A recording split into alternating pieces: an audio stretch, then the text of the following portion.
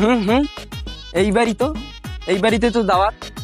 মুই কিছুক্ষণ আগে বসি থাকো, তারপরে যা সুযোগ বুঝি খেয়ে আসি। তখন আর বসে থাকো। হ্যাঁ, ওই 2 মণ গোস্ত তুই চড়া, আর লোকজনকে ভালো করে খাওয়া। আমি আর 2 মণ গোস্ত নিয়ে আসতেছি। ওহো, এইবারই তো। মুই আরো কিছুক্ষণ আগে বসি থাকো। আজকে মুই দাওয়াত খায় যাইম বাড়ি। থাকুন আগে কিছুক্ষণ বসি। ওরা একটু জিগেই এই বাসায় দাওয়াত আছে নাকি। চাচা একটু দাঁড়ান তো।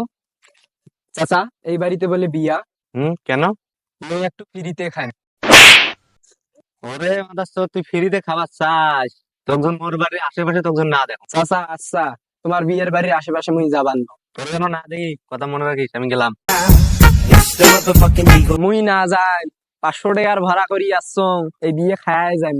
দেখো আর কিছুক্ষণ বসি থাকো, কোনো পাপি আইসে নাকি।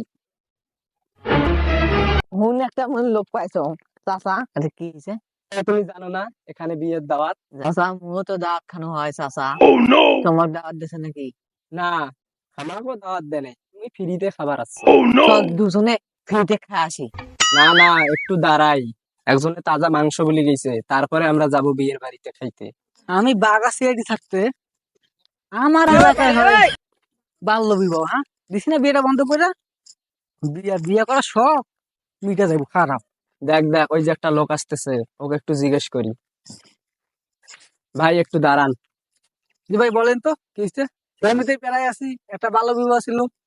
ভাই আমরা এখানে আসছি ওই বাসায় একটু ফ্রিতে দাওয়াত খাইতে, আপনি কি যাবেন? তোরাই তো হলো দেশটা নষ্ট করছিস, বুঝছো? তোরাই দেশটা নষ্ট করছিস। ইয়া ভাই। আমি যে ভাঙে দিয়েছি, আমি সেই অফিসার দেওস না, চোখ না এক কেটে মুছে ওরে, আমাদের বিয়ে খাওয়াই। যা বাড়ি যা। ফ্রিতে খাওয়া, এমনিতে খাওয়াবো না ফ্রিতে খাওয়া।